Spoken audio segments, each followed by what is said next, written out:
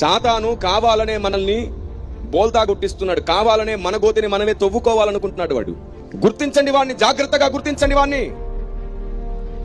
సాతాను తంత్రములను మనం ఎరగని వారము కాము అన్నారు పౌలు గారు. కానీ ఈనాటి సంఘానికి సాతాను తంత్రమే తెలియదు. ఒక్క మాట అడుగుతాను, నాకు జవాబు చెప్పండి. మీరు ప్రార్థనలో మోకరించారు, మీ ముందు ఓ పెద్ద వెలుగు ప్రత్యక్షమయ్యింది. అందులోంచి ఒక స్వరం మీతో మాట్లాడుతుంది. ఎవరు మాట్లాడుతున్నట్టు ఇప్పుడు మీతో? దేవుడు. Okay, very good. తెలిసింది చెప్పడంలో అసలు భయపడొద్దు, దేవుడు. తర్వాత ఓ వారానికి మరలా ప్రార్థన చేస్తున్నావు. ఈసారి నీ వెనుక ఓ పెద్ద చీకటి ప్రత్యక్షమయ్యింది. అందులోంచి ఒక స్వరం నీతో మాట్లాడుతుంది. ఆ చీకటిలోంచి మాట్లాడేది ఎవరన్నమాట ఇప్పుడు? సాతాను. నిజానికి రెండు అబద్ధమే. వెలుగులోంచి మాట్లాడితే దేవుడు కాదు, చీకట్లోంచి మాట్లాడితే సాతాను కాదు. నువ్వు అలా నమ్ముతావు కాబట్టి వాడు చీకట్లోంచి మాట్లాడడం మానేసి ఆ సాతాను ఏం చేస్తున్నాడు ఇప్పుడు? వాడు అది సంగతి. నేను చీకట్లోంచి మాట్లాడిన ప్రతిసారి నన్ను సాతానని గుర్తుపడుతున్నారు, ఇదైతే వర్కౌట్ అయ్యేటట్లేదు, నేను వెలుగు దూత వేషం వేసుకొని వెళ్ళి మాట్లాడాలి అనుకున్నాడు వాడు. సాతాను వెలుగు దూత వేషం వేసుకొని వచ్చి మాట్లాడుతున్నాడు.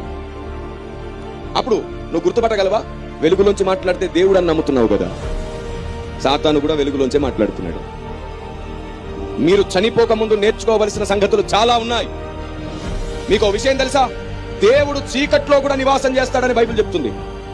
వెలుగులోనే కాదంట, చీకట్లో కూడా ఉంటాడు. ఎవరు చెప్పారు బైబిల్లో ఈ మాట? సొలొమోను భక్తుడు అంటాడు, గాఢాంధకారమందు నివాసము చేయువాడనని యెహోవా సెలవిస్తున్నాడు. మీరు చెప్పండి, ఎప్పుడు వెలుగులోనే ఉండే దేవుడు గాఢాంధకారంలో ఎందుకు నివాసం చేయాల్సి వచ్చింది? సంఘానికి తెలియదు. అసలు మనం అంత లోతుకి ఎందుకు వెళ్తాం? అవసరమైతే మరీ లోతుకి వెళ్ళాలంటే లోతు దగ్గరికి, లోతు భార్య దగ్గరికి. భక్తుడైన లోతు స్టోరీ మాట్లాడుకుంటాం గానీ వాక్యపు లోతు గురించిన ప్రస్తావన మనకు అక్కర్లేదు కదా. దీవించబడాలంటే ఏం చేయాలి? ఆశీర్వాదాలు పొందాలంటే ఏం చేయాలి? ఇది విని విని విని విని విని సాతానుకు సహాయంగా మారిపోతున్నాం. నేనంటున్నాను, కొత్తగా రక్షించబడ్డ విశ్వాసులు 4-5 సంవత్సరాలు అవే వినాలి.